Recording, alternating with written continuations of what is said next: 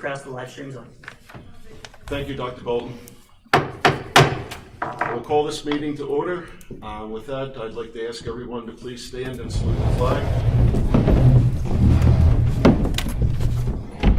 I pledge allegiance to the flag of the United States of America and to the republic for which it stands, one nation under God, indivisible, with liberty and justice for all.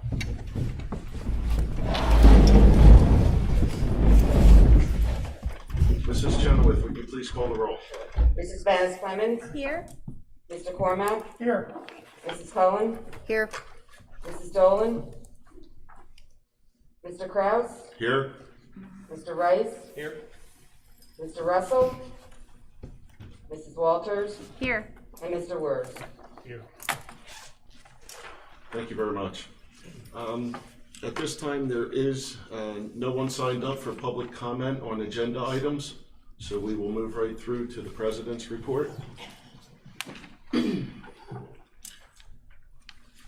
Tonight marks my last school board meeting, and as the cliche goes, it is bittersweet. It was 6 years ago that I started this journey. I've served with fidelity and integrity with one focus in mind, the students. I've had the honor and privilege of serving the Pennridge community with 8 other members of the board, Mrs. Cullen, Mrs. Baines Clemens, Mrs. Walters, Mrs. Dolan, Mr. Rice, Mr. Cormack, Mr. Wurz, and more recently, Mr. Russell. Together with Dr. Bolton and his administration, Mr. Dahlberg, Dr. Scheid, Dr. Derr, Dr. Rabarczyk, and Mrs. McHale, and of course, Mrs. Chenoweth, all share a similar collective vision of providing our students with a world-class education. The past 6 years have been challenging, to say the least. Together, the team of 10, 9 board members plus Dr. Bolton, have navigated controversial topics and a pandemic which no one could have planned for, and no one navigated better than Pennridge, keeping students at the center of the focus. I would like to thank our solicitor, Mr. Miller, and other talented attorneys at Eckerd Siemens for their advice through these challenging times. 6 years ago was a very different time in Pennridge. I ran as a write-in candidate. Now that was hard. I met with both political parties who at the time understood the school board is and should be apolitical, and that students did not come to us with a D or an R written on their foreheads. I also told the taxpayers I was going to raise their taxes because of previous boards' reckless spending. I ran with one focus: what is in the best interest of our students? My journey actually began when my daughter was in high school, and I witnessed firsthand how the district and students were suffering from poor leadership. There were allegations of money missing from student activity accounts, an administration that was willing to destroy a student simply because his mother dared to challenge them, and a school board that was led by a member who had served 28 years and held the firm belief that taxes must be raised every year. It was then that I decided to run for school board after my daughter graduated so that I did not interfere with her high school experience. 6 years ago, the public had no access to documents other than the agenda for committee or board meetings. I even had to file a right to know request, which was appealed by the district, and I won on that appeal to get a simple listing of vehicles owned by the district. Fast forward 6 years. 2 months before the election, a member of the public claimed that this board is not transparent. The truth is, under this board, the public has unprecedented access to all legally permissible documents prior to board meetings, allowing the public to see details of specific topics covered in the agenda. All documents the public could have and should have had access to under prior boards. The assertion that this board is not transparent is simply incorrect. The individual who made this claim is the same individual who is an administrator of the Pennridge School Board Watch page, a clearly partisan Facebook page where the administrator refuses to identify the other administrators of the page and summarily deletes posts of those who dare to offer a different opinion or call out the page for its partisan views. It seems a bit hypocritical to claim this board is not transparent. In the course of my journey, we have brought together what I believe is the best in-county leadership team and provided Dr. Bolton and his team with the governance and resources necessary to bring Pennridge to where it is today. Working together, we have been able to bring additional teachers and assistants to the classroom, additional supports for the students, new programs to further extend the talents and experiences available to the students. We have continued to improve the facilities and maintenance of 11 buildings through a fully funded 6-year capital projects plan, and we continue to upgrade the bus fleet without using capital project funds. While making improvements and bringing additional resources to all areas, we've kept taxes at the same level for 5 years, and the administration has brought forth a balanced budget for the past 2 years. We have also worked to restructure the district's debt, improving the bond rating and saving the taxpayers over $1 million annually. Additional efforts underway to restructure our debt related to the tech school could result in the district being debt-free as early as 2029.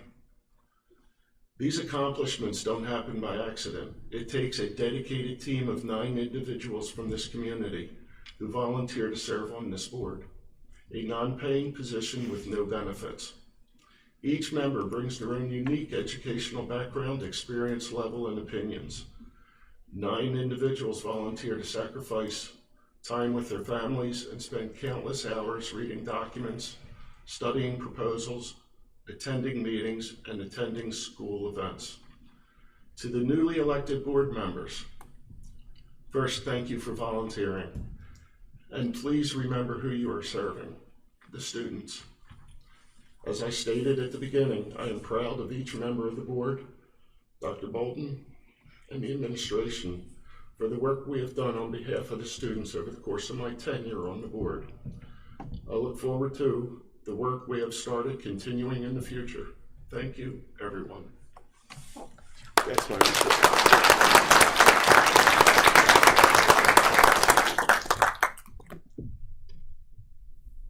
Thank you.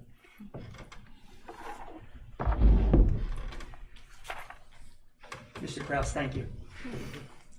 Tonight's superintendent's report begins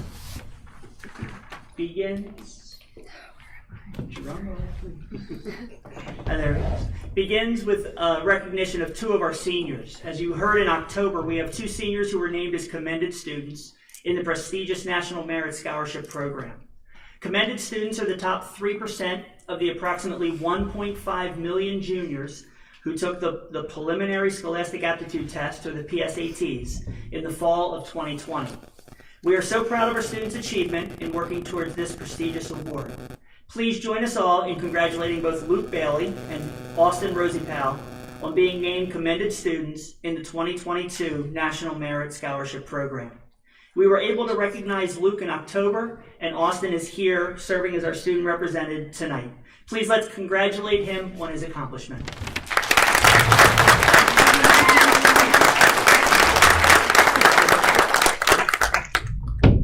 Austin, can you go take a picture, please?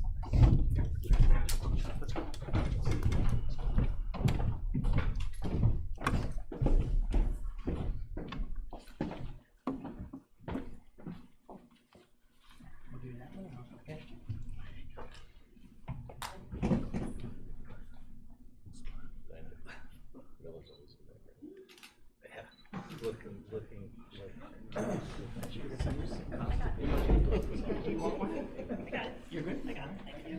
Awesome. Congratulations. It's always looking like a gargoyle. Yep. I understand. It hurts.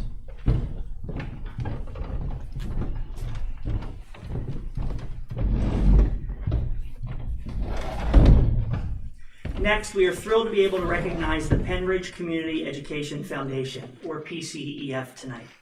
The Penridge Community Education Foundation enhances and supports classroom and extracurricular programs offered throughout Penridge.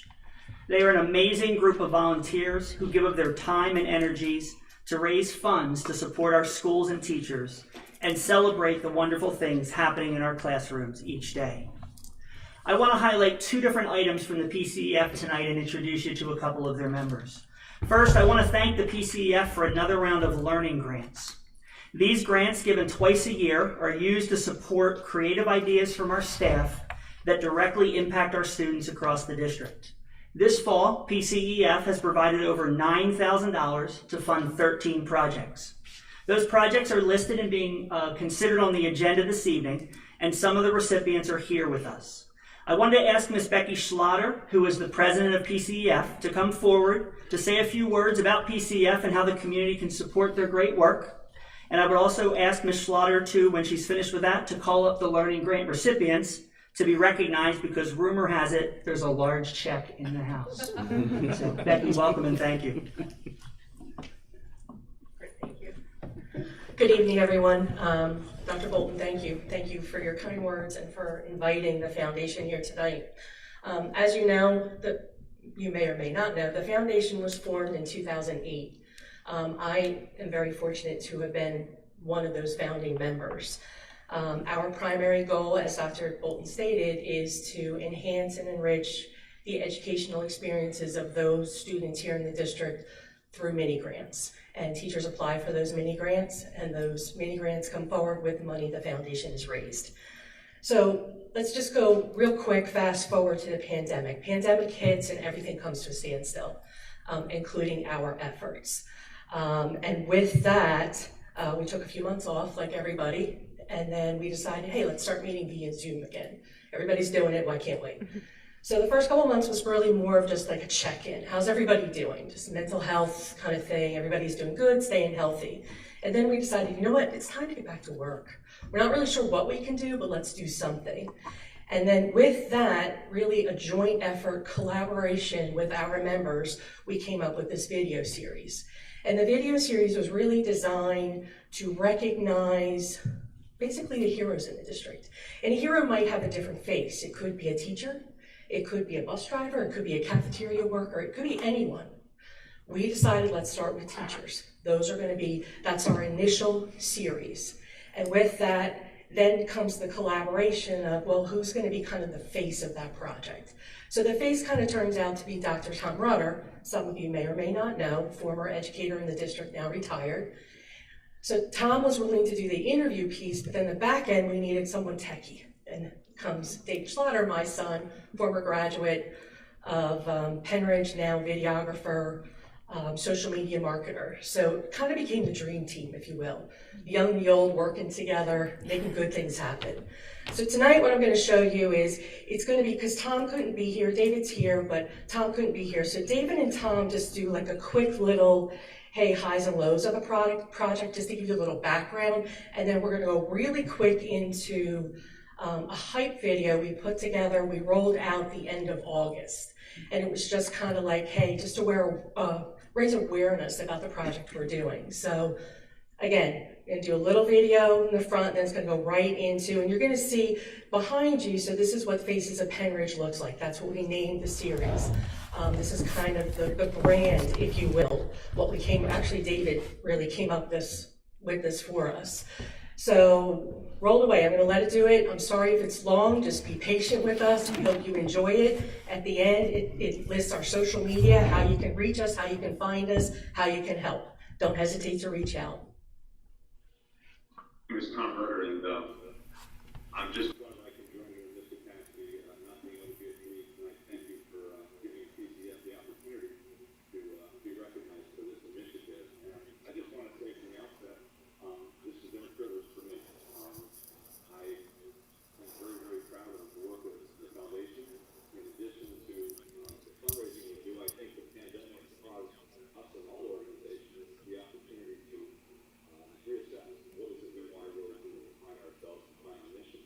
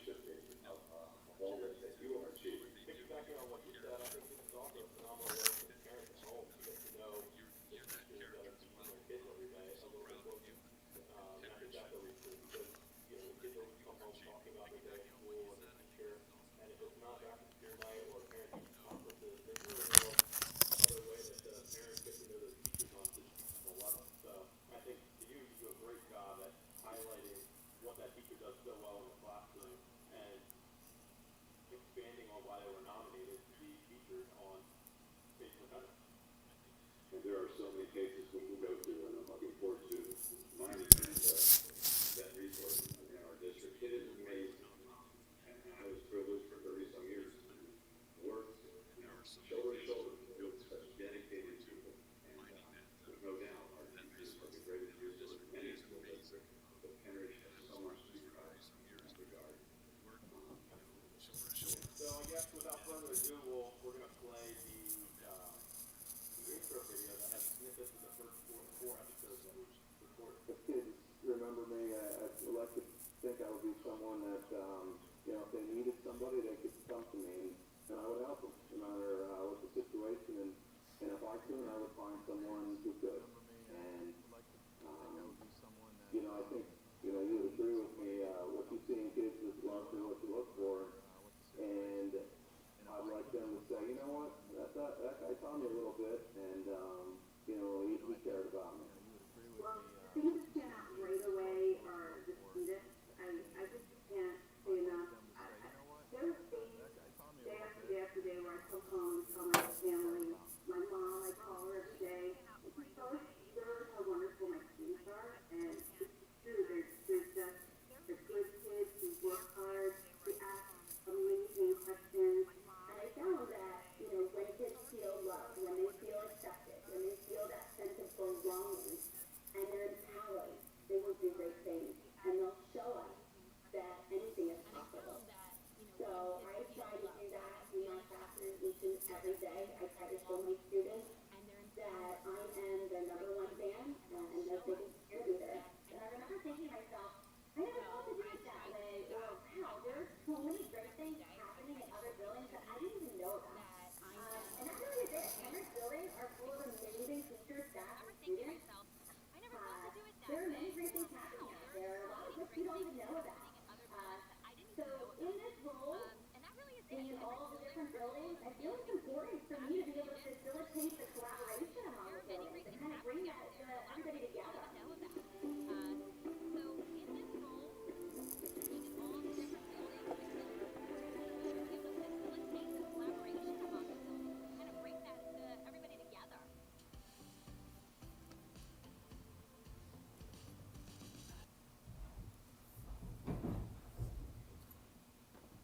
Well, there you have it. Thanks for bearing with us. I know it's a little bit long, but it really gives you a good idea of what the project is about. With that, I think we're going to go right into some mini grants here. I'm going to call up some names that can come up. Hopefully they're here. Jennifer Camerata.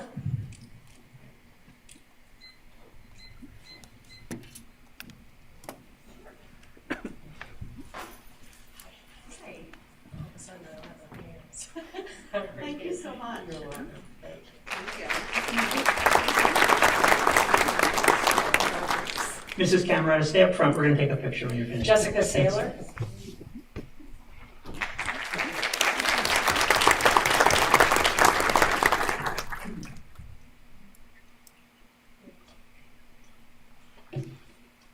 Jonathan Edwards.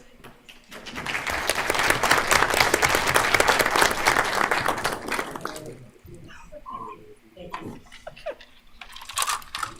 Dina Dormer.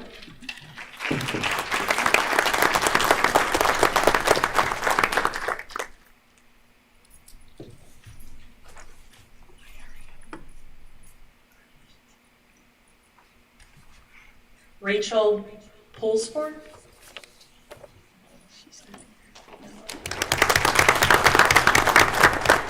Tamra Gross.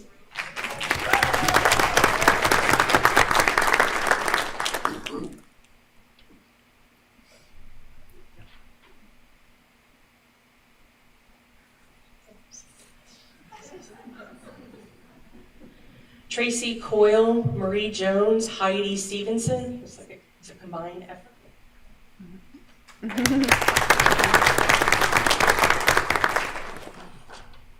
Susan Benstead.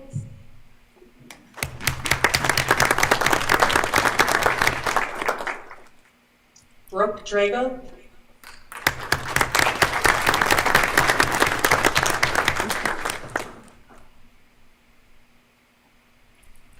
I'm also going to call up Christy Wallace, Joy Yu.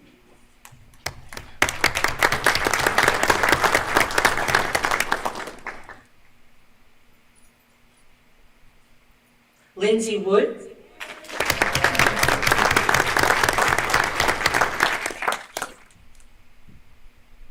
Chelsea Connolly.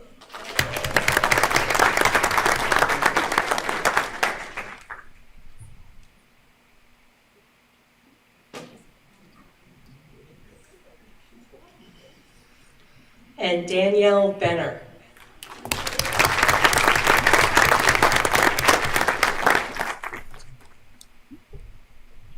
And while the big check comes forward, can we also take this opportunity, David Schlatter, you're in the house, if you would stand up to be recognized as well for your creative genius.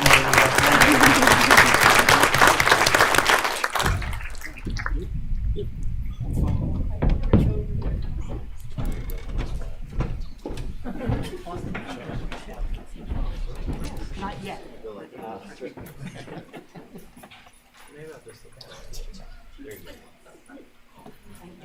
How we doing?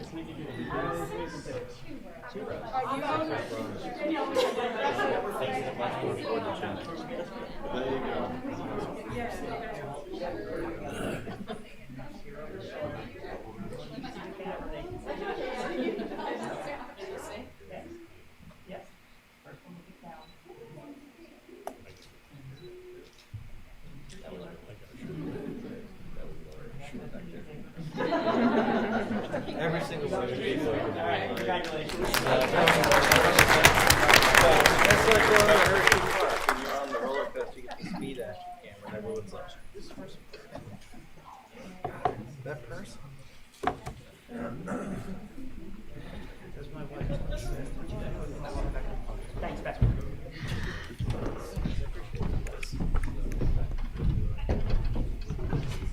Okay, just one final parting note here.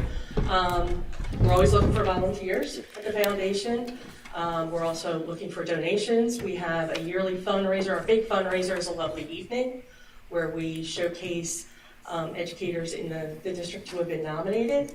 Would love to have you come on board. You can reach us through Facebook. We have a website.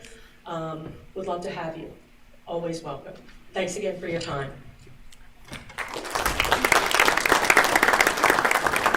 If you'd like to see the full 4 videos, you can check them out on the PCF YouTube page or on their Facebook page. You can also get there through our webpage in terms of the link there. All right. Next, I want to tell you about Hold On You Matter. The Penridge family was proud to participate in the Hold On You Matter walk 2 weekends ago. The dance team and chamber orchestra performed, and multiple students and staff participated in the walk.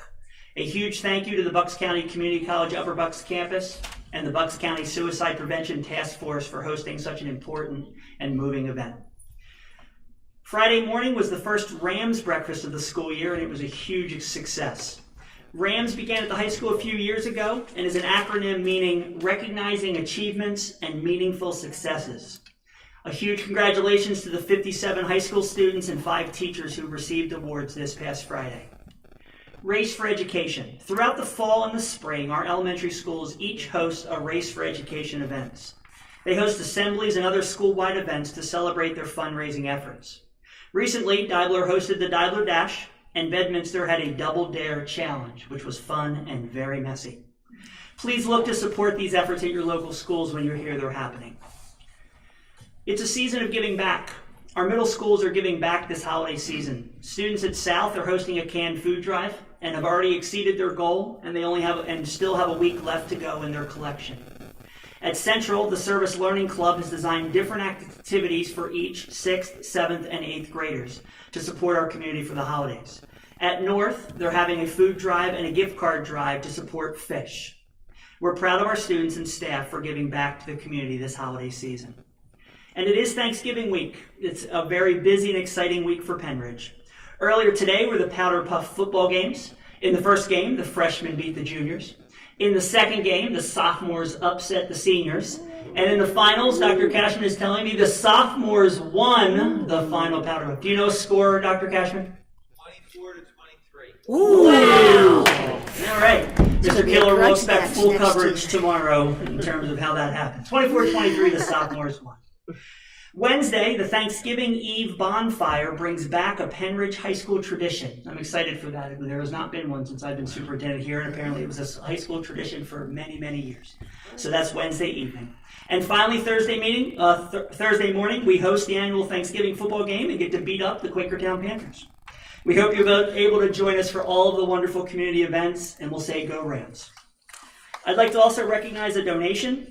There was a donation of $6,607.32 that was donated to be used towards breakfast and lunch debt within the Penridge School District, and it was from an anonymous source. Mr. Kraus, that's the superintendent's report. We'll hand it over to Austin for the student liaison report. Thank you, Dr. Bolton. Good evening, everyone. I'm Austin Racikow here representing the Penridge High School Student Council tonight. So November has been an exciting month for us so far, and we still have some great events coming up this week before we depart for Thanksgiving break. But first, looking back to October. In the weeks preceding the Pink Out football game, we sold t-shirts and wristbands at lunch for students to purchase until we actually sold out of shirts, where we then sold excess shirts from 2019. At the game itself, on October 19th, we partnered with a salsa company called Casa de Jorge and sold salsa to anyone interested for profits. Ultimately, this past Wednesday, council members presented Grandview Health Foundation with a check for $3,500, which was all of our profits from fundraising. We'd also like to recognize the water polo teams for raising $1,220 and the women's soccer team for raising $3,925. This money went towards a great cause for breast cancer awareness and research. More recently, this past week, we concluded our annual canned food drive. For the past 1.5 weeks, students have been able to bring in canned foods to their first period classes. After collecting them all on Friday after school, we donated all of the goods to Penridge Fish, the local food pantry in Percy. In total, we raised 606 pounds of food. Thank you to everyone who donated. And just before I came to this meeting tonight, I spectated the Powder Puff football game tournament up at Hellman Field, which Dr. Bolton just reflected on. And yes, the sophomore class emerged as champions, but everyone who went had a great time. Coming up this Wednesday, the Penridge Band is hosting Community Day at Hellman Field. The event will be held from 2:30 to 6 p.m. and will serve snacks, booths of school clubs, team raffles, and family games. Then the following day is Thanksgiving. Come out to support the Penridge men's football team as we take on Quakertown in a Thanksgiving Day tradition that dates back to 1930. Go Rams. So I've covered the past and present, and it wouldn't feel complete without some future, right? Well, we'd just like to announce that the date for the Winter Ball will be Saturday, February 5th, and the theme will be Starry Night. So sorry for exciting everyone about February now, but in the meantime, I'd like to wish everyone a happy Thanksgiving next week. Remember to acknowledge what you're grateful for, and have a great night. Thank you. Thank you. Thank you, Austin. Go Rams. Go Rams. All right, so we'll move into the consent calendar, and I'll make a motion to approve the consent calendar listed as items A through I. I'll second that. Seconded by Mr. Rice. Questions or comments from board members? All in favor? Aye. Opposed? Motion passes 7-0. All right, we'll move into the committee reports now. First committee is activities. Mrs. Cullen. Thank you. The Activities Committee met on November 10th. We have one motion to approve tonight. I'd like to make a motion to approve the German-American Partnership Program, commonly known as GAP, for a trip in 2022. I think that's right. Seconded by Mr. Rice, Mr. Wers, I'm sorry. Questions or comments from board members? I just wanted to say the presentation they gave was excellent. There's passion, there's excitement, there's enthusiasm. It's a lot of work for these teachers to do that, and it's amazing what an opportunity that'll be for a lot of students. Okay, other questions or comments? Just glad to have it back. Okay. All right, all in favor? Aye. Opposed? Motion passes 7-0. Okay, thank you. Our next Activities Committee meeting is scheduled for January 3rd. That should be 2022. Wow, 2022. All right. Next committee, curriculum, Mrs. Walters. Thank you, Mr. Kraus. We have a couple of motions on the table tonight. Our first one is a motion to approve the following curriculum improvement proposals, A through E, listed below. Do you want me to read them all? Just a brief. Yeah, go ahead. Okay. Okay. I'll second that. Questions or comments from board members? Yes, Mrs. Walters, could you please modify the motion to just include items A and B, and then can we vote on items C, D, and E each separately and individually? Separate and individual. Okay. Okay, I'll make a motion to modify to vote on A and B, and then C, D, E. There's no need to make that motion. As long as you accept that as a friendly amendment, we can proceed with A and B and then do C, D, and E individually. Okay. Okay. Questions or comments on items A or B? Okay. There's already a second on the table. I'll keep my second. So, all in favor? Aye. Aye. Opposed? Motion passes 7-0. Back to you, Mrs. Walters. Okay, motion to approve letter C, which is the French levels 1 through 4 textbook series. Second. Seconded by Mrs. Cullen. Questions or comments from board members? Yes, my comment is just that since the fourth book has not been written yet and no one has been able to access it to be able to review it, I'm not comfortable voting on a book that has not yet even been written. We voted against a social studies book for the same reason, and consistently I don't think that we should be approving books before they've been written. I would prefer to wait until that book is available. I don't expect there to be any issues with it, but I wouldn't want to pay for a book before it's even been written. Okay. Other questions or comments? All in favor? Aye. Aye. Opposed? Nay. Nay. So that's 5-2. Motion passes 5-2. Okay. Back to you, Mrs. Walters. Okay, motion to approve letter D, which is the AP World History Modern Program Improvement Proposal. Second. Seconded by Mrs. Cullen. Questions or comments from board members? Mrs. Baines Clemens? Yes.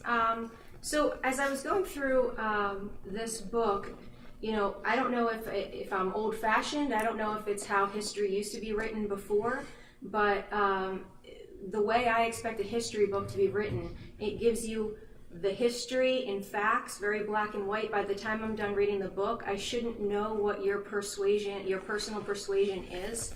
And it's crystal clear throughout that book what the persuasion is. I thought it lacked a lot of detail as far as what was actually happening in history, and focused a lot on commentary and opinion, and stated a lot of opinion as fact.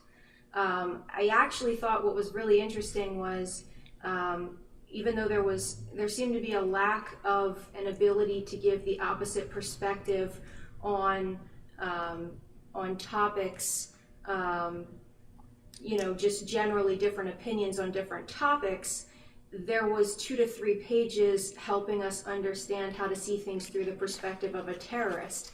And I would just think that if you can see things through a terrorist perspective, you should also be able to see things through the perspective of someone who just disagrees with you on certain characterizations.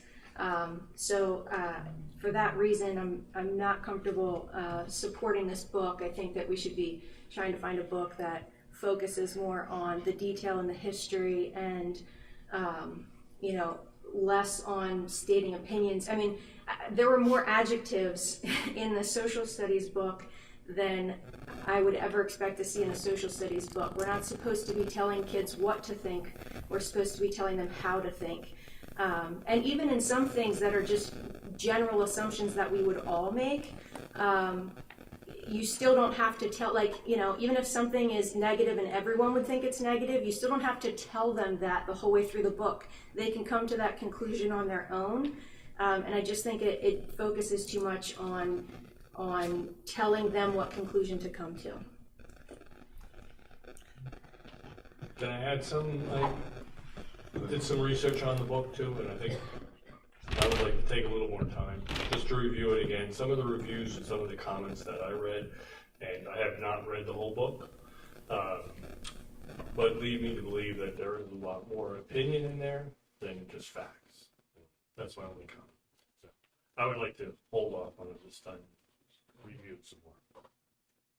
Well, We did have discussions about the book at the curriculum committee meeting. So this is where it gets a little bit difficult when you are now, we're rediscussing something. As with the French textbooks that were mentioned earlier, I was going to ask if, I didn't see Dr. Scheid, I didn't see you there, but, there was an explanation given. I don't know if anybody would like to provide it later since we've already made that motion and passed it. But as far as that book goes, that it would be that they would get to look at it before we would receive it, and they saw some kind of a preview and it was written in the same vein. But as far as this history book goes, I don't know, Mr. Ververka, if you could offer anything just for the public's, before we vote, for the benefit of the public to have kind of a point of view on the book. Because not everybody was at the committee meeting, so I just kind of want everybody to have. Thank you, Mrs. Cullen. This textbook was one of 3 that we had reviewed as part of our selection process. We used the district rubrics to look at the various aspects of the curriculum instruction, the technology piece, and the content piece. Our AP World history teacher, Mrs. Heidi Newland, was really instrumental in selecting this book. She's taught the course for the last 10 years, and our scores in that AP exam have always been at least a 4 or above. And so she is a master teacher with AP World. She knows what the new curriculum is from the College Board. She's very skilled with the students and knows exactly what we need in those terms. So she was very instrumental in selecting this book in terms of what it offers for content and for critical thinking in terms of what the students need to do well on the AP exam and to do well in the course as well. So. And I was also involved in the process, helping her to kind of go through and look at the various aspects. So it's supported by the College Board. It's one of their recommended texts, especially with the redesigned curriculum 2 years ago. And so we very much are in favor of this textbook and feel like it would be the most benefit for our students. Did you have an opportunity to kind of look at it from with this particular concern in mind, that it is subjective? Have you looked at and compared, gone back to the other 2 books to compare them in that regard? I have not spoken with Mrs. Vanis Clemens about this particular aspects of the book that she has said are signed to a certain side. We haven't seen that in our review of it, but I haven't talked to her specifically about those areas that might be construed as having a certain bias to it. I just want to add, to clarify on the French thing, there's 6 units in the book. There's 1 unit that was given as a preview, so there's 5 units that haven't been written yet. I couldn't have had an opinion on this book at the curriculum committee meeting because I hadn't seen it yet. So that's why I couldn't share the opinion on this then, but I did share my opinion on both of the other motions, the French one and the elementary one. Okay, and I understand that we didn't see the book on the night of the curriculum committee meeting. And if it wouldn't affect the timing, the acquisition of this book adversely, I would be willing to wait to discuss it. But in the future, I would just ask that if there are concerns that having them come at the 11th hour really makes it difficult to function, so that if we can have concerns from board members presented earlier and to the people that can actually address them would be good. And so if we can agree to do that in the future, then I would be okay with, waiting until, I guess it would be January, because we don't do business in December. But in the future, I would just ask that if you have a concern to really not leave it until the 11th hour. Mr. Ververka, can I confirm whether that's possible or not in terms of from an ordering standpoint? Are we up on a time crunch?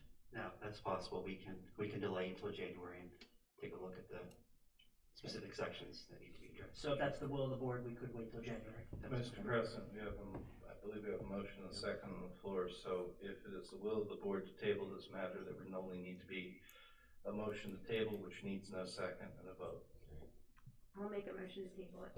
Okay. All right. And that needs no vote. So. No, it needs no vote. I'm sorry. Did I say no votes? I meant no seconds. Sorry about that. So the motion is to table item D at this point. All in favor? Aye. Opposed? All right. Item D has been tabled. Back to you, Mrs.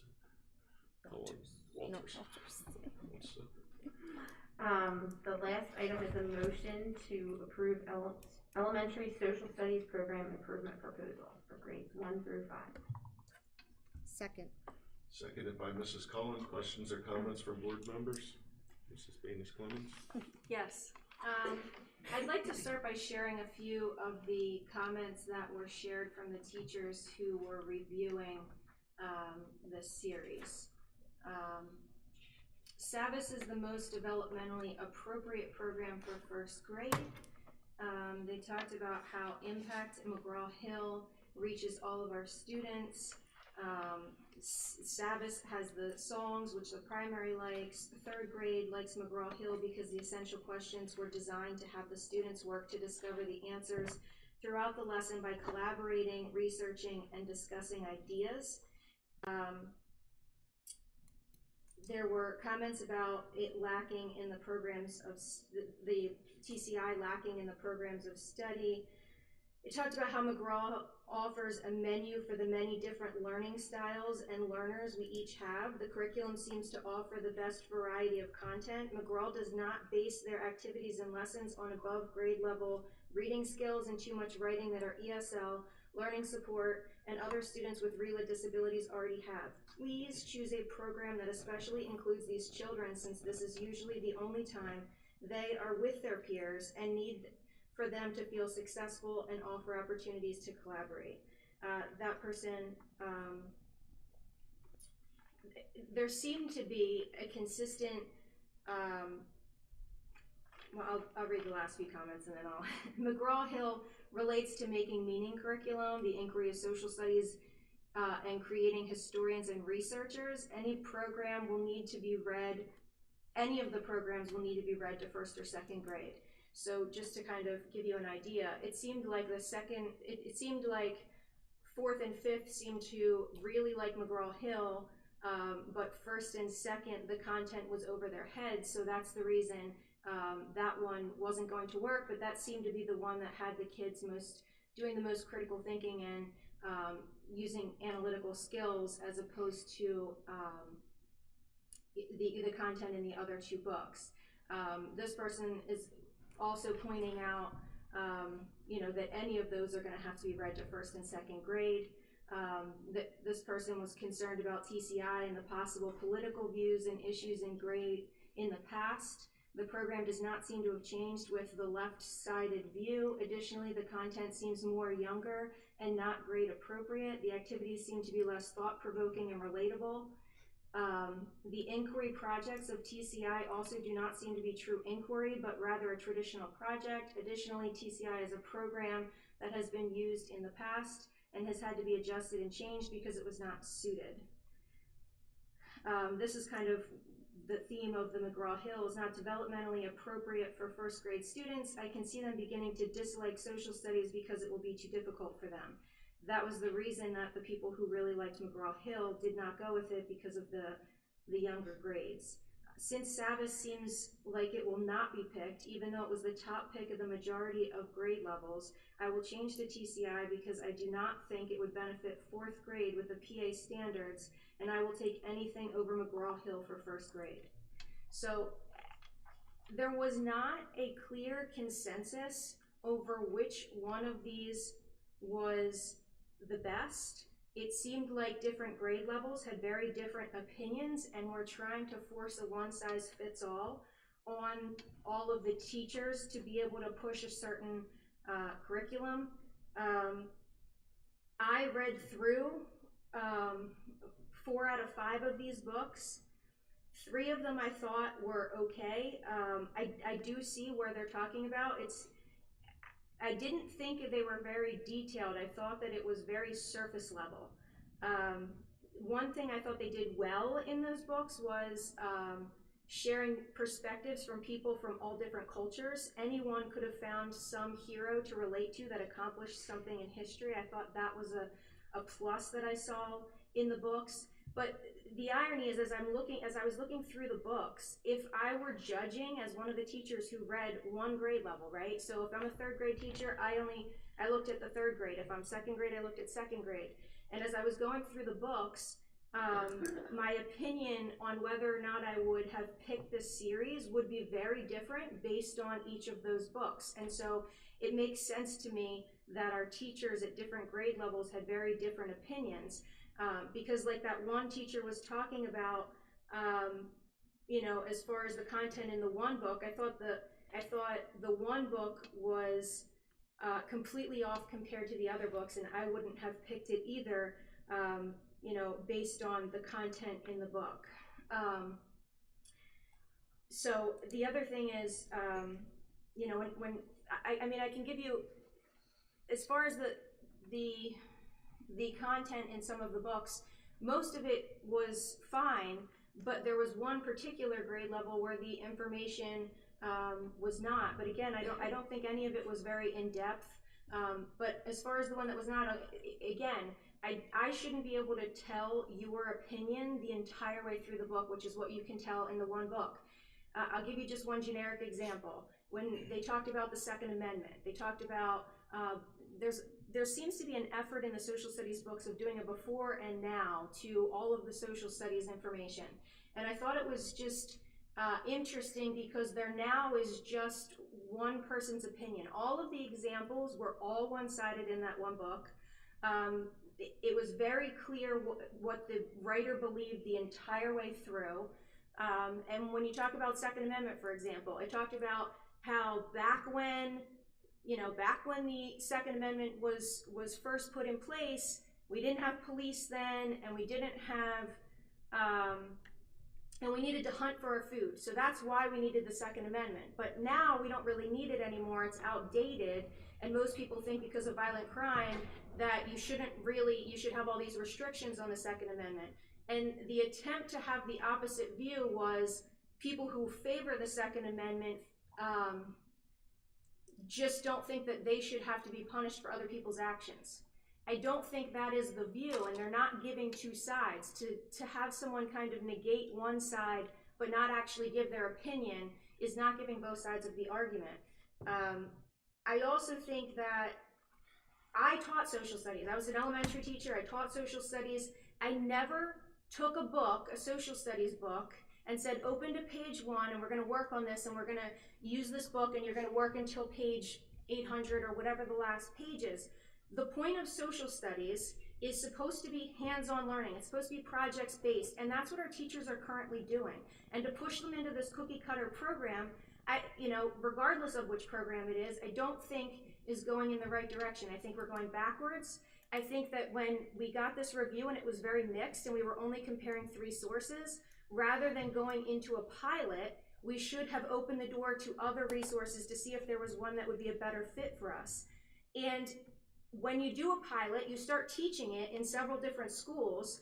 It just seems odd to me when we're supposed to be approving curriculum that there's things being taught in schools that hadn't been brought to the board at all yet, and then it gets brought to us after the pilot, and then it's like, well, now it's too late because we already got this far. Well, it should have came here before it got that far. Again, I really relate to the teacher who was talking about special ed and rated this one last. And again, 1st and 2nd grade, you're paying for a text that you're going to throw away every single year. You talk about reduce, reuse, recycle, which is a unit in this in here, right? But you're taking this book and you're buying it for every single student every single year, and then you're throwing it in the trash. And there's not very many pages to write on in these books, and I wouldn't be having my kids fill these out in the book. If we want it to be a resource, then we should purchase one set of books as a resource that you use continuously.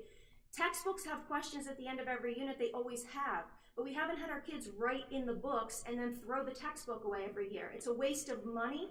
I would much rather see us spend that money on hiring aides to come in and help include our kids and help work with kids on their levels, rather than buying books like this that we're gonna throw in the trash every single year. There's different ways to structure even purchasing this. If this is the program that people want to go with. If you Mrs. Clemens, can I just excuse me for one moment? I feel like we're having a discussion again that should have occurred either at the curriculum committee meeting or before this afternoon. I appreciate all of that. Wait a minute. With all I due appreciate respect, all of I'm that. in the middle of sharing a I comment. appreciate all of the research that you've done. Can. It's called calling the question. So I would like to I think we shouldn't have a big discussion here. We don't have the benefit of allowing the cabinet members and the teachers to respond, which is normally what happens at a committee meeting. We have the benefit of discussion, and there was quite a bit of discussion. So if you're wanting to if you want to table this, we could table it, but Mrs. a Cullen, lot of these my concerns, I at know, the but curriculum we committee. haven't heard from, until today, until this afternoon, I'm on the curriculum committee. And I shared didn't it in a know about curriculum your, committee meeting. I didn't, you sent me a message this afternoon. So anyway, I would just like to call the question and the discussion. Either we should table it and allow for another discussion to happen where we can have cabinet members and teachers present to share their opinions, but this I don't think is fruitful. I'm not finished. I had several things I wanted to share about costs. So I would like to continue my comment. This is ridiculous. If we ordered just one set of these books, it would be $40,000 instead. One set of these books, and then you can use it each year instead of $230,000. And you know, there's different options that can be chosen. The other thing that I've found is that we already have all of this content covered in a resource that we already have access to for free through Gale that covers all of this same exact content, and it's done in a way that you can use it in a digital format, you can print it, you can do whatever you want with it, and it covers all of the same material. If you wanted to make it a cookie cutter program like this one, which I still wouldn't recommend, you could do that for $18,000 a year. So again, I think that there's other options out there that should be explored, and I think we should take into account the fact that many of these teachers were not happy with this, and that there's issues with this, and that we're going in the wrong direction. I think you've made some valid points. However, I think an initial review that teachers might have had before actually teaching with it might be different than what their experience is having spent the first couple months of the school year with it. So if we would, I don't know, Dr. Bolton, what the timeline is if we were to table this until January as well, but perhaps we could organize having some of the teachers that have done this pilot coming back and giving some feedback at the next curriculum meeting. Thank you, Mrs. Walters. I'm going to ask Dr. Bolton if he has some context around what was discussed at the committee meeting, maybe. Right. First, let me answer Mrs. Walters' question. Mr. Verrick, I'm looking at you again from a standpoint of time frame. Is this time sensitive, or could it wait till January? Okay. All right. So the answer to that question is yes, it could. I want to provide a couple of reminders from the conversation we had at curriculum that relate specifically to some of the things Mrs. Vance Clemens mentioned. If you remember the process, there were 3 separate presentations. So the companies came in and presented on the 3 products. At the end of each of those presentations, the teachers listed their pros and cons. So there are lots of positive and negative comments about all 3 programs. So some of those you read, they were from presentations that were made.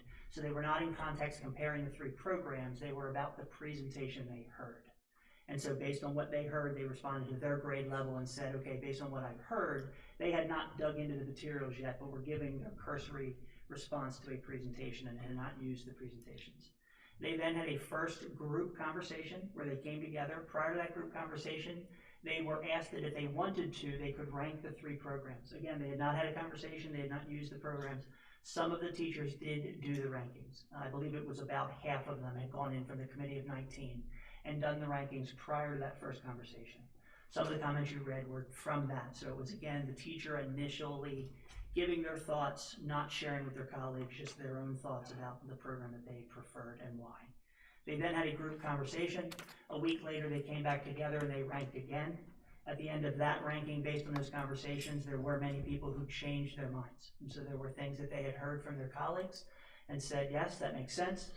They revoted, as Mr. Reverka said. There was TCI, which is the program we're talking about, was the majority first choice. More than half the people that voted did choose that, although there were two programs, TCI and SAVIS, am I saying that correctly? SAVIS, that were both had pros and cons to it, where McGraw-Hill was the third of the three.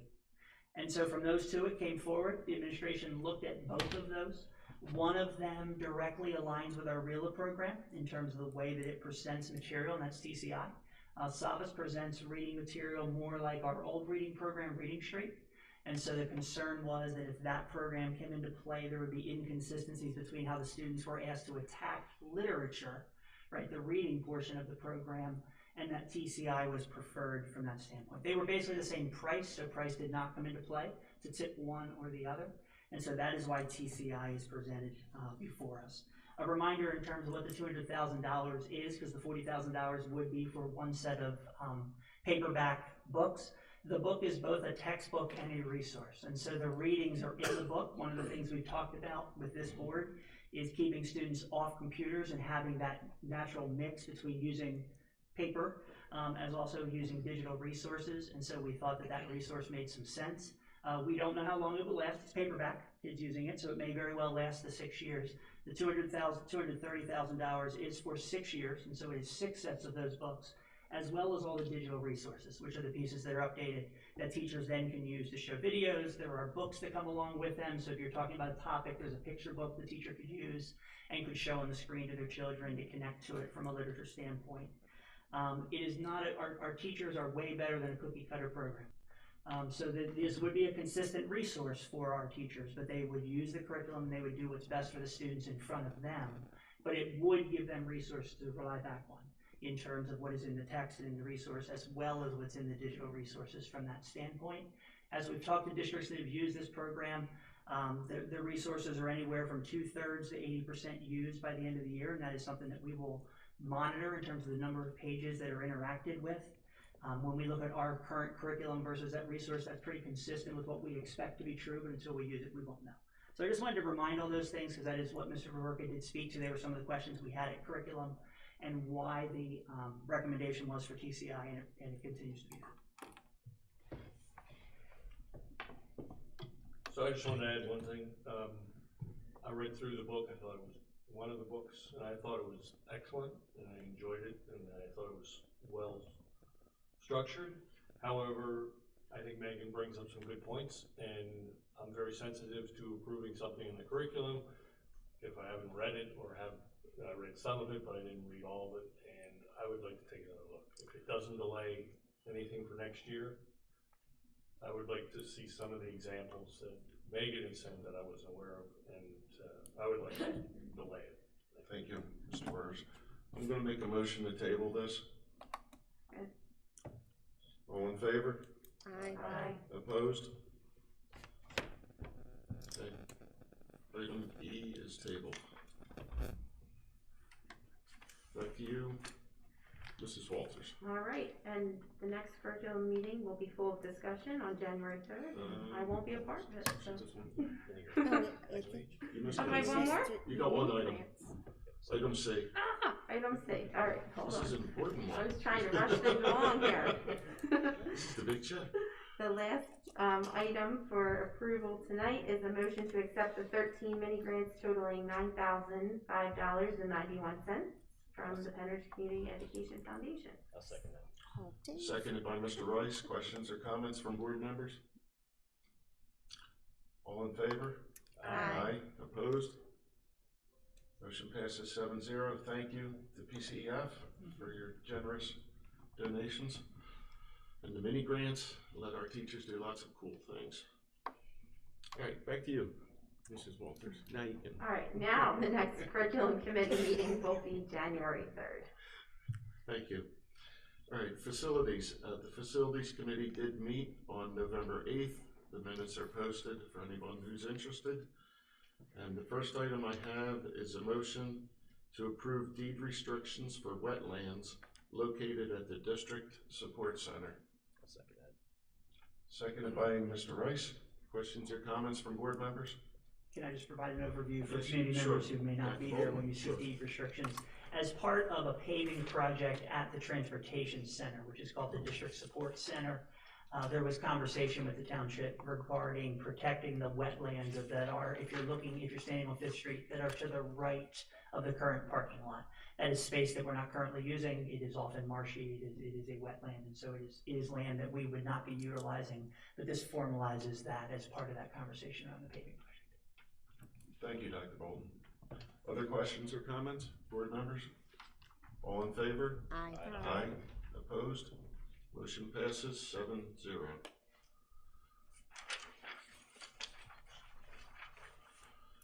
Okay, now we have approval of obsolete items. I have a motion to approve obsolete items listed as A through F.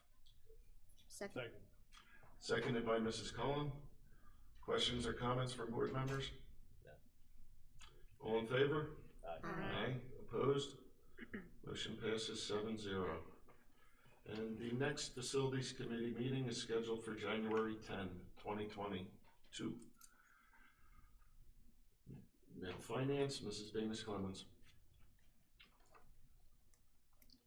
Thank you, Mr. Kraus. The Finance Committee met on November 8th. And the first motion is the approval of the bond resolution. I'll make a motion to approve the attached resolution of the Board of School Directors of Penridge School District authorizing the incurring of non-electoral debt by the issuance of general obligation bonds in the aggregate principal amount not to exceed $11.5 million. I'll second. Actually, it's $11 million. I think it's that's okay, right. Sorry about that. Math was never my strong suit. Law school instead. Okay, still 11.5, right? Okay. Even in my math. Okay. Mr. Dahlberg, maybe you could provide a little context around this for the community as to why we're doing this. I'm sorry to call you up cold like that, but I think this deserves a little bit of context.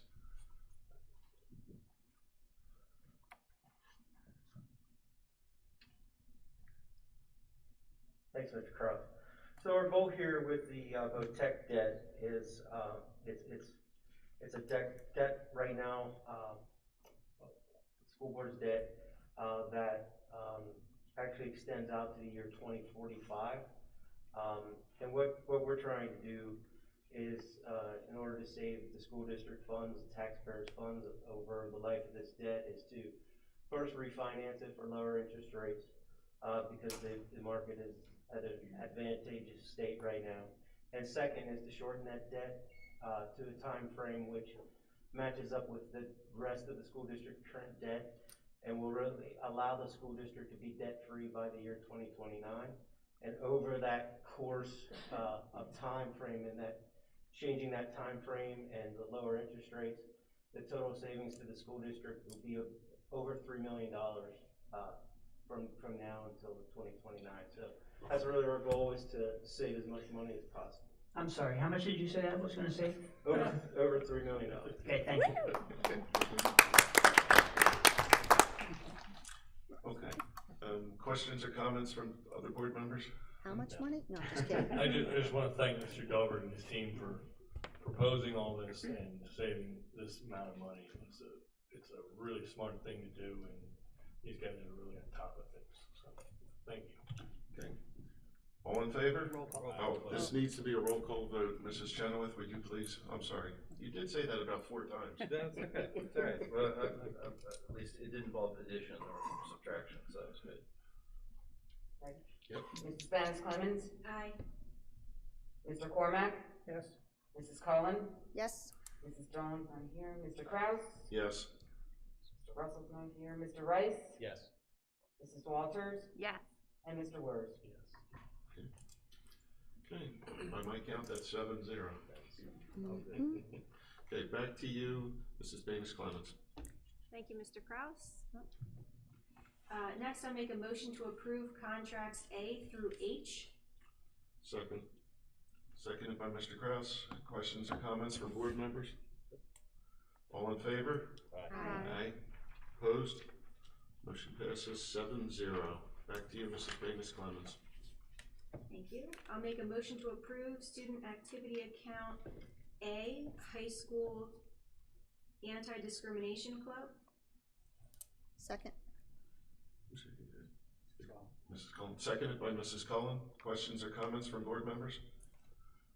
All in favor? Aye. Opposed? Motion passes 7-0. Back to you, Mrs. Baines Clemens. Thank you, Mr. Kraus. The next Finance Committee meeting is scheduled for January 10th.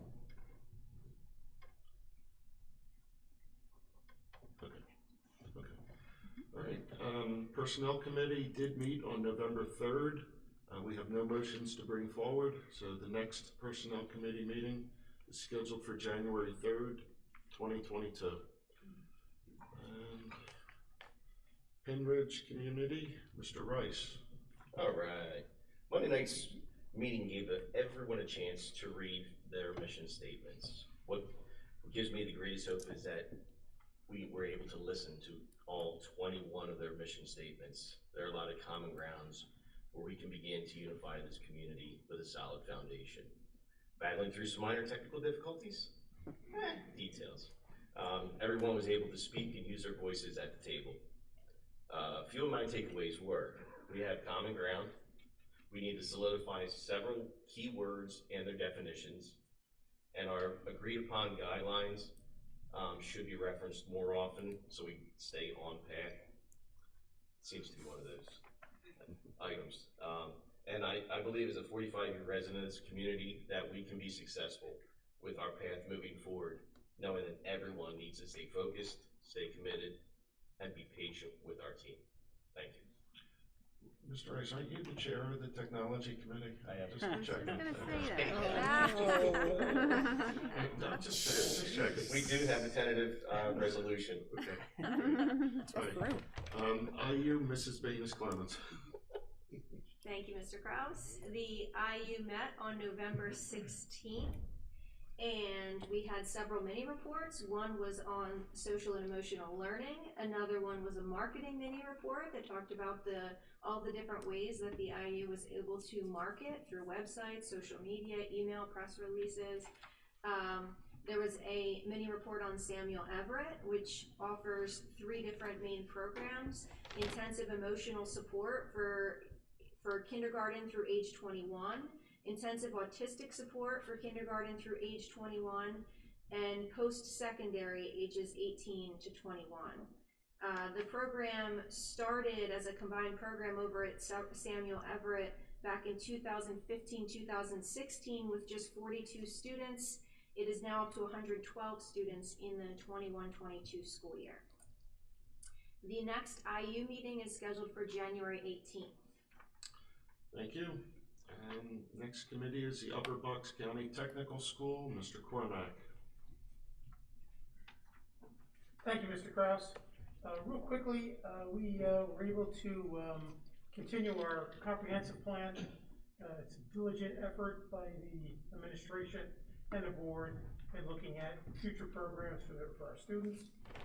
Second, we honored Mrs. Reese, Marilyn Reese, 38 years of experience. Majority of them spent at the Tech School, very close with the industry partnership, and we wish her congratulations on her retirement. And last but not least, Joanna Bizzelli has been named the Upper Bucks November Student of the Month. She is a Penridge High School student. She is involved with the dental career program and is working very diligently at Sellersville Family Dental as a dental and sterilization assistant through the Cooperative Education Program. And this all started in her junior year. This past July, she sat for the Dental Assistants National Board Radiation Health and Safety Exam. Okay, David, say that twice. Radiation certified. She's also earned her OSHA 10-hour certificate for first aid CPR certification. Upon graduation, Joanna plans to attend a community college for a dental hygiene program and pursue a career as an orthodontist. This is the type of student we really want to honor. We see her working within the community, working with business and industry in the community. So congratulations to Joanna for Job well done. And our next meeting with the tech school is for December 16th, 2021. Thank you, Mr. Cormack. Penridge Area Coordinating Committee, Mr. Cormack. Thank you, Mr. Kraus. Appreciate your time. Just want to get back to you on a couple different items concerning the 4 or 5 municipalities that met. Silverdale, no tax increases for the next fiscal year, which is a great thing. Bedminster had completed its new police contract, and its 2022 budget is playing with no additional tax increase. East Rock Hill, they're advertising without a tax or service fee increase. They are talking to this lovely community and the school district in regards to granting a preliminary and final approval for bus parking and additional student parking. And also, they had a large discussion regarding traffic roundabout in the intersection of Park Avenue and 3 Mile Run for a new housing development that's going in place. And again, as I indicated last month, the Penridge Community Center, I'm going to promote this until I can't promote it anymore, until the deficit washes away. But they are in a little dire straits. They're $100,000 short in their budget, and they're really looking for the community to utilize their facility for different functions. Mr. Kraus, that is my report, and I believe we will be meeting January 27th. Thank you, Mr. Cormack. PCEF, Mrs. Walters. Thank you, Mr. Kraus. PCEF met on November 6th. It was a short meeting. We didn't have many in attendance, but I think Mrs. Schlatter did a nice job at the beginning explaining our organization and highlighting the faces of Penridge. So I'd just like to encourage everybody, if you are looking for a place to donate around the holidays, to consider giving back to PCEF so we can start to build funds for our spring mini grants. So the more we have, the more classrooms we can impact for our students. So that's it, and we are meeting again on December 4th. Thank you, Mrs. Walters. I'm sorry. Are they doing the? She didn't mention. Are they doing the holiday? The book? Yeah. Yeah. It was some kind of, you could. Yes, and I thought I saw in the because she was organizing and running it, and I don't know too many details other than you can donate a book. Check with your building administration, mostly in the elementary school, and you can donate a book in your child's name, and then I want to say it was like $25 or $35, right, Dr. Walton? I'm looking it up. Okay. I just don't know all the information off the top of my head because we didn't discuss it. We did it last year, and they discussed briefly about pushing it out again this year, but I know that Dina was big on that. Just one moment. Sorry.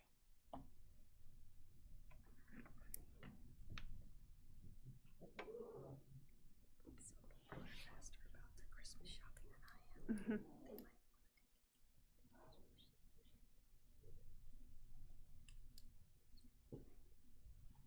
According to their website, there's something called a educator tribute.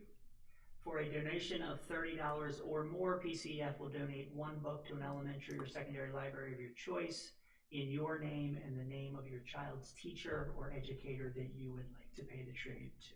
There it is. I didn't want to speak with misinformation. Thank you. Okay, thank you, Mrs. Walters. And that brings us to old business. Board members, is there any old business? Okay, seeing none. Is there any new business? Dr. Bolton and I have some new business. Okay. Mrs. Cullen, the floor is yours. Well, we do have 2 board members with us tonight who are coming to the end of their service on the board, and of course we want to recognize them for their time and their dedication to their work. And Lisa Walters.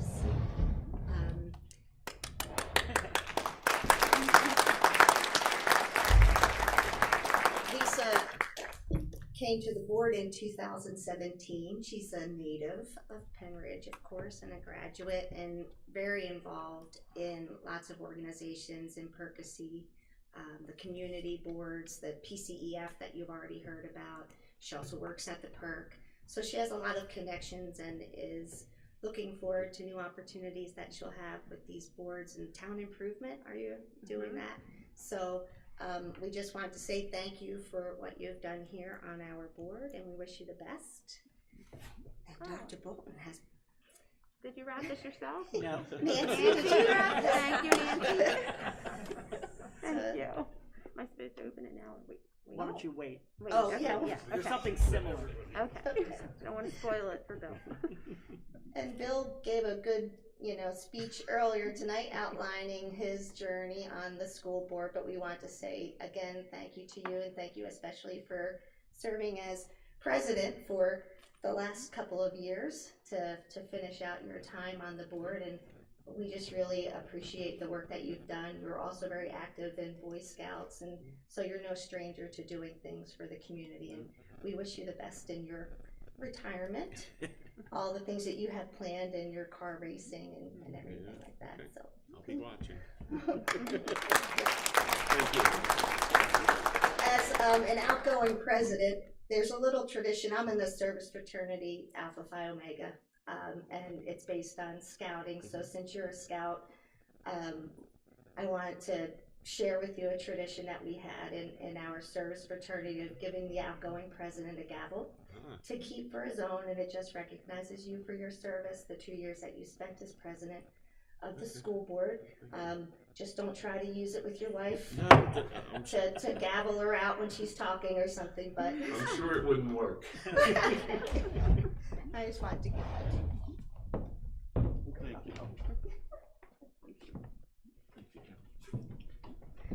Thank you.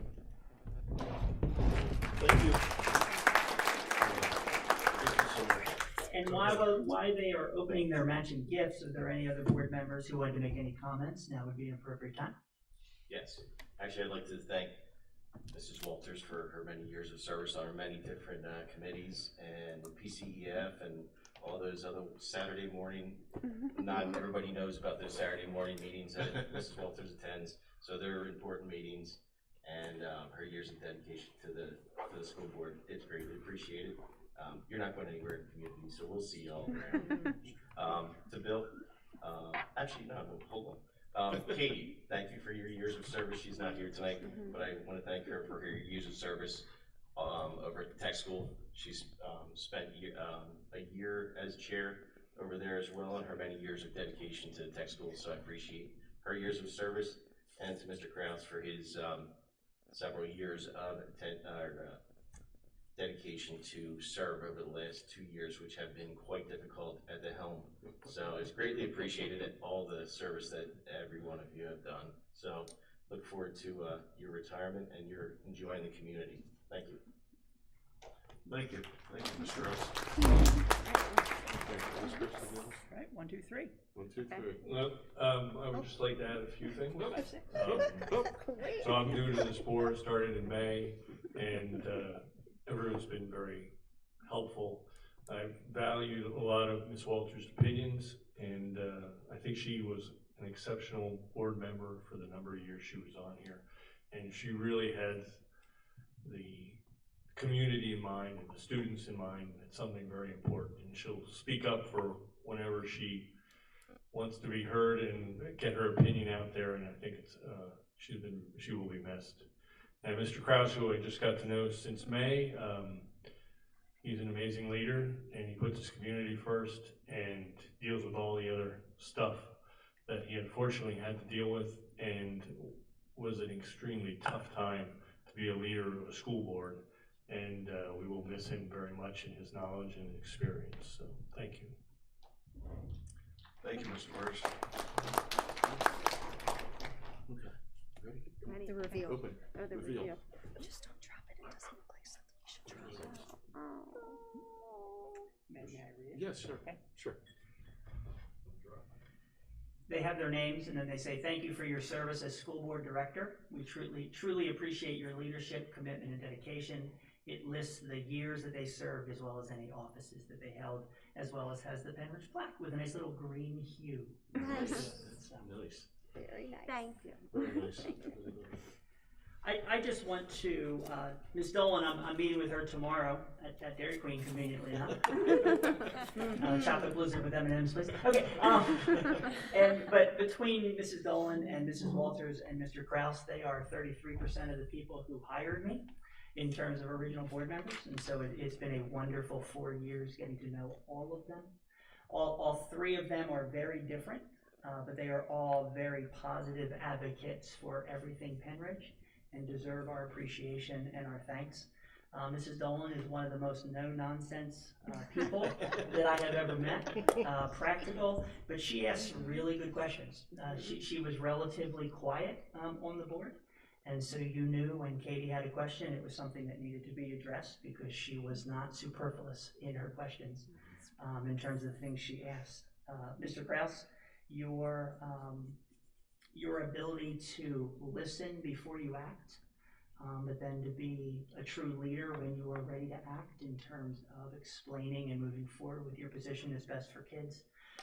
We have relied heavily on you for facilities, for finance, for technology, and you will be missed in that area, so thank you.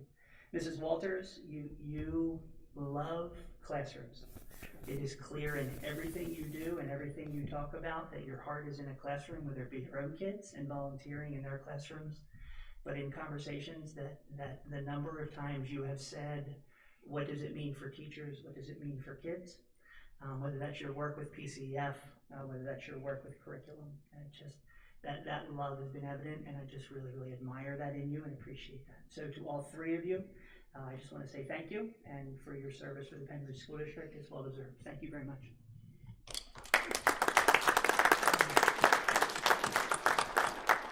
Thank you for your kind words, Dr. Bolton. And again, Mrs. Walters, thank you for your service, as well as Mrs. Dolan. So it's been a pleasure. So thank you. All right, moving on to, that brings us to public comment. According to policy 903, public comment, which is limited to 3 minutes, should be directed to the presiding officer rather than individual board members, district employees, or members of the public. For confidentiality and privacy rights, specific comments regarding particular individuals must be communicated privately to the school board and superintendent via email at psdschoolboard@penridge.org. And we have 6 folks who are signed up for public comment. The first is Matt Carbonaro. So please come up, state your name and residence.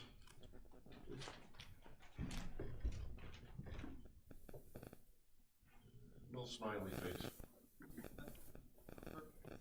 No, you're not on yet. Not yet. Not yet. Perfect.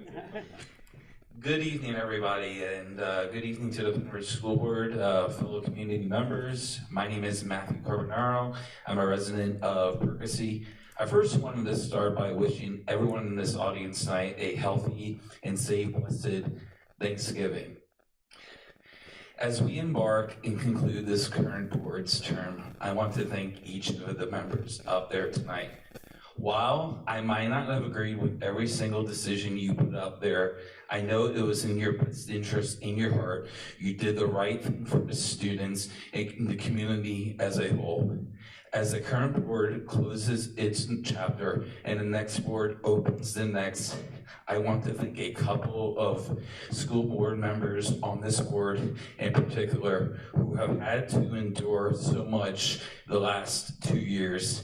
As the other side tried to smear and defame your character, you stood tall against the left and did what was right. You still to this day are Penridge proud, and these 2 individuals in particular, I'm proud that you represent this board as the whole as well.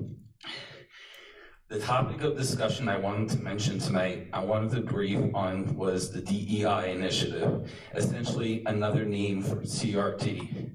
In the spirit of being thankful, I want to thank this board for halting the DEI initiative. As I said at previous meetings prior, students should learn what makes this country great, the backbone of this country. The United States Constitution is the greatest document ever created. We are not a systemically racist country, and to paint that picture is dangerous. The ad hoc committee was formed recently. I have some mixed emotions on it after attending my first meeting last Monday. This committee was formed and named the Penridge Community Committee. They were working on a mission statement. Clearly, a portion of the members are not aware and do not frankly care about the scope of the committee. These individuals have an agenda and want the DEI initiative back up and running. That leads me to my next point. I'm thankful of the November election results of the incoming board members because this committee and their members will be kept in check by God-loving, America First patriots that won a resounding election. I wish you guys again a happy and safe Thanksgiving, and thank you from the bottom of my heart for serving this community. Thank you, and God bless you.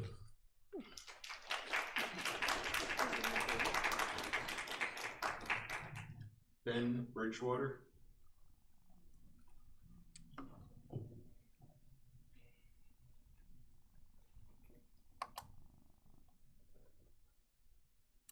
Hello, Ben Bridgewater of Percy Borough. Two things. First of all, thank you all for being such amazing people. You do amazing work for our community. Thank you so much. Second of all, the ad hoc committee, the community thing. Thank you for providing an open, non-secretive committee that we can all join in on and all listen on. Thank you. That's all. Thank you.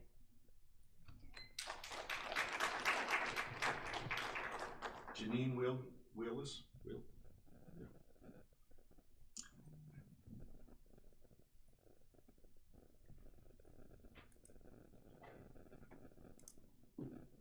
Janine Willis, Hilltown Township. So I just wanted to bring up something that came to my attention during a parent-teacher conference the other night. So my son, he's the third of 3 boys who come in and out of Penridge. And they're not the easiest children to deal with. But he's been doing really well, A's and B's. So I said to him, why did I get asked to come in for a parent-teacher conference? Like, I wanted to know what his opinion was. He said, it's probably I'm not taking my notes during class. So I'm like, okay, we'll just, need to work on that or whatever. So we go in for the parent-teacher conference, and we're talking to them, and it seems like both parent-teachers are addressing him as saying that they need to redirect him constantly. So, and I'm like, okay, I would expect that from my kids. I said, but what are you going to do about it? Like, you can't just constantly call all your attention to him during class just to get him to beg him to do his work. So we offered some solutions, my husband and I, to deal with that. And one of them was to go over, because she kept saying, get on your work, and she'd come over and say, get on your work. And so I said, why don't you say, if I have to come over here one more time, you're not getting points for your work. And give him a consequence. He's supposed to be doing his work. He's not doing it because he's in La La Land. He's not being disruptive, but he's calling her attention and keeping her attention all the time. Her response to me was that if the administration saw her do that, came in her classroom and saw her do that, she would get in trouble. And to me, I'm like, where is that coming from? Because their job is to have them do their work. If there is a student who is keeping all of their attention and distracting them from actually getting stuff done in the class, that's not okay to me. And I'm for the teachers, I'm supportive of the teachers, but when they're feeling like their hands are tied, which I felt like through the last 13 years of being a parent in a school district, that the parents or the teachers have their hands tied when trying to discipline a child in regards to their schoolwork. And it's this, I have to just get them through. I have to just get them through. My other son, and not necessarily in this school district per se, but in the other school district he was attending, they told me they have to give him every opportunity possible to do it. So they were literally, I would have parent-teacher conferences where they were literally saying, well, I sit with him and I encourage him. They're basically doing his work for him. And somehow he's passing and he's doing nothing. So I don't know where that whole idea is coming from, but Ms. Wheeler, I I'm feel afraid like, you just need to summarize and then yeah, please. I feel like that's something that needs to be addressed. I certainly don't want the teacher to be held responsible for her feeling that she would be in trouble for disciplining my kid. So I don't know. I don't know what to say, but it's very disappointing to hear that they have their hands tied. Thank you, Ms. Wheeler. David Bedoyan.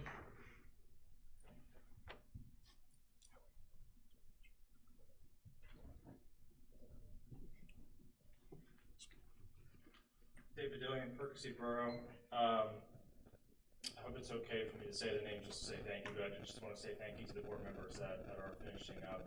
I know there's been a lot said, so I won't give time, but I really appreciate everyone who's finishing up their term for the time and dedication. So thank you.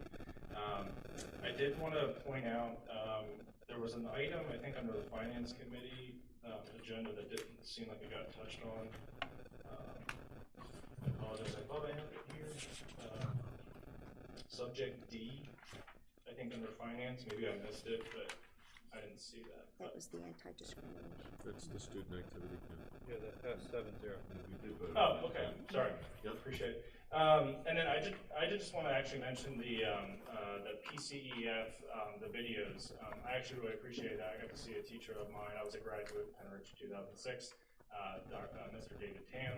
Mr. Tam, as I remember him, so that was pretty cool being able to see him. He was like, as most people have like a few teachers that kind of leave an impact on their lives, and he was one of those ones. I think he was actually pretty new when I was in middle school as well, but that was pretty cool to see. So I just want to share my appreciation for those videos because it was kind of stroll down memory lane. So thanks.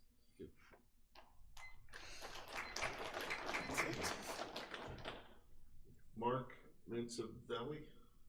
I'm sorry if I butchered that.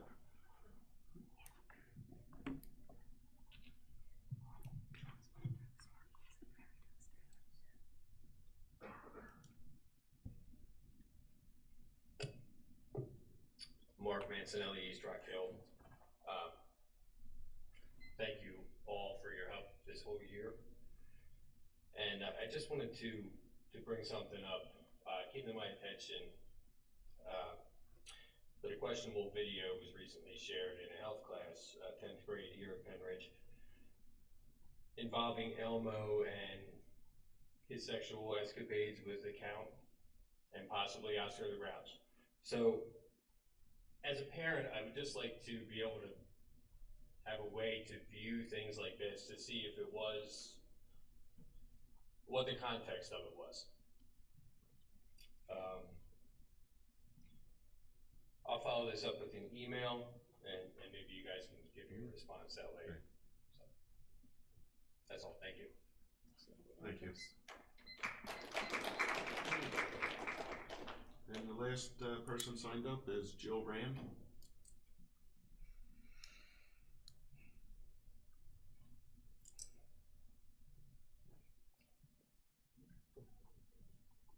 Hi, happy Thanksgiving week. Jill Rand, Hilltown Township. For those who don't know me from the last time, I was the one who spoke about being against the hypersexualized books in our libraries and my own personal experience of being sexually molested when I was a child. And I want to say how thankful I am to the community. I received literally dozens of phone calls, texts, and private messages from both sides. And that was kind of my goal, is to put a human story of where I'm coming from, why I'm worried about these books available to minors, because that's my experience. I think we all need to look at each other's personal experiences. I mean, I don't know if somebody has a gay child who's been bullied, and that might be their experience, but I think that it's really important for us to listen to each other more and not just talk at each other all the time. And I don't even know what to say. I'm just so thankful to be in this community, surrounded by this many good people, and my faith in humanity was restored once I received messages from everybody. So to the people at home listening, thank you very, very much for reaching out, and I really hope we can all come together and maybe have a zero bullying policy in Penridge. We have that in my school in LA Unified, which isn't the best school district, but zero tolerance for bullying, whether it's somebody being fat, somebody being short, somebody being gay. I think that might be a really good way to start and address the issues and not just blanket everybody with pitting each other against each other. Anyway, thank you. Very thankful for all of you and for your service and welcoming the new board. Yay! All right, happy Thanksgiving.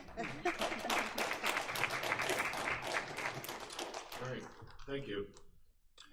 An executive session will be held immediately following tonight's meeting to discuss a personnel matter. The next school board meeting is scheduled for Monday, December 6th. Oh, yeah, that's right. And with that, I'll take the motion to adjourn. Second. Second, third, fourth, we are